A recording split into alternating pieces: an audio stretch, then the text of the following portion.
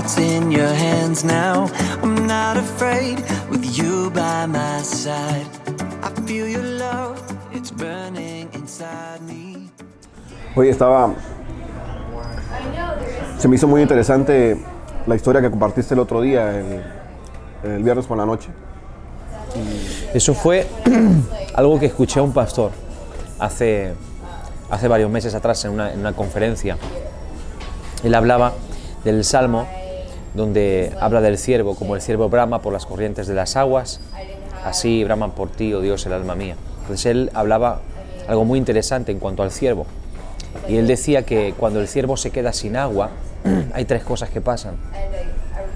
La primera es que poco a poco va perdiendo su visión, su capacidad de ver. Entonces ya no ve tan nítidamente como antes, le cuesta diferenciar lo que tiene alrededor, el entorno, y eso pues evidentemente le debilita. Entonces él se queda sin visión. La segunda cosa que le sucede es que pierde la capacidad de saltar, de correr, su movilidad se va deteriorando poco a poco. Yo incluso leí que algunos ciervos son capaces de saltar hasta 2,5 metros, y eso es mucho. Sin embargo, toda la agilidad que tiene, la capacidad de saltar, toda la fuerza la pierde por causa de que no tiene agua. Y lo último que le pasa, y fue lo que más me impactó cuando lo escuché, es que su cuerpo comienza a emitir un olor muy característico, un olor desagradable. Pero ese olor, de alguna forma, lo pueden percibir los depredadores a muchos kilómetros de distancia. Y cuando los depredadores huelen ese olor que el ciervo está desprendiendo, el mensaje que ellos reciben es que el animal está moribundo, está débil y está a punto de morir. Entonces, de alguna forma, el ciervo se hace vulnerable. La falta de agua lo hace vulnerable, lo hace una presa fácil para los depredadores. Entonces, esto de alguna forma nos muestra lo que de alguna forma pasa con nosotros.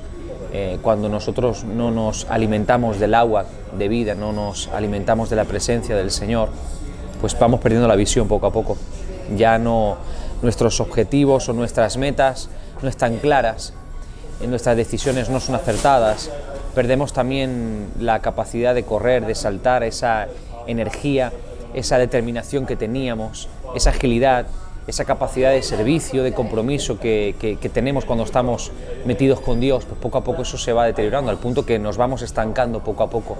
Y por último, pues también nos pasa lo mismo, ¿no?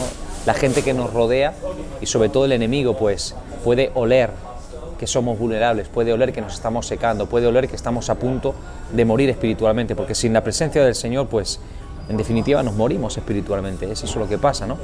Y precisamente este salmo está enfocado en lo que hace el ciervo cuando se encuentra en ese estado. Lo que hace el ciervo es que él emite un bramido, o sea, él brama, y ese sonido tan fuerte que él emite es como una llamada de auxilio. Entonces, otros ciervos están alrededor, de alguna forma interpretan que está pidiendo ayuda, que está en las últimas y su última energía la está empleando para pedir ayuda, ¿no? Y de alguna forma ese bramido, ese grito de desesperación cuando está a punto de morir por ese agua que le puede salvar la vida, pues en ese estado es al que se está refiriendo el salmista, ¿no? Cuando uno está seco de la presencia de Dios, cuando uno necesita otra vez meterse con Dios, cuando uno necesita otra vez acercarse a la presencia del Señor, pues hay un clamor. La vida cristiana consiste en cobrar conciencia todos los días de lo débiles que somos. En la vida cristiana nunca vamos a dejar de ser débiles, porque esa es la esencia que nos va a mantener firmes y agarrados al Señor. En el momento en que uno ya no se siente débil y se cree fuerte, la palabra del Señor dice: el que dice estar fuerte, diré que no caiga. Hay un clamor que si nosotros logramos exteriorizar, pues va a llegar a la presencia del Señor, ¿no?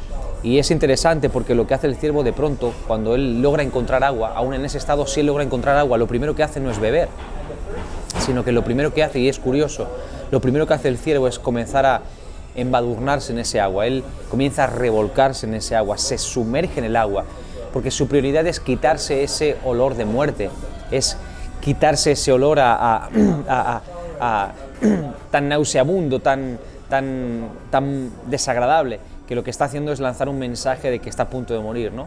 Simplemente él se sumerge en el agua y después, cuando está sumergido en el agua, poco a poco va bebiendo y entonces va poco a poco recuperando su visión, comienza a recuperar sus fuerzas, ¿no? Entonces cuando estamos en ese estado en el que ya estamos secos, ¿no?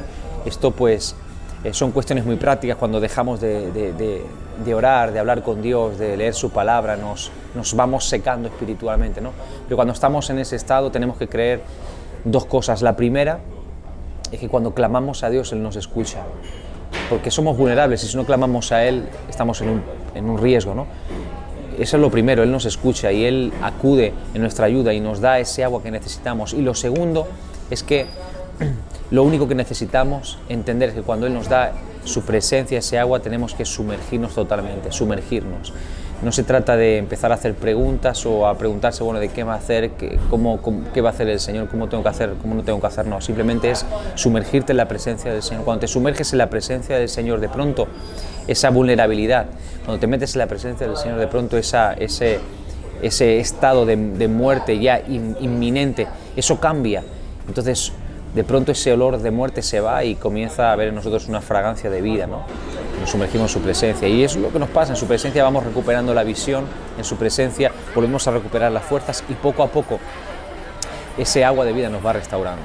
Así que nada, súper interesante. A partir de ahora, cuando leas el salmo que habla del ciervo o cuando cantemos la canción en la iglesia o cantéis la canción en vuestras iglesias, pues seguro que lo vamos a cantar de otra manera y vamos a leer el salmo de otra manera.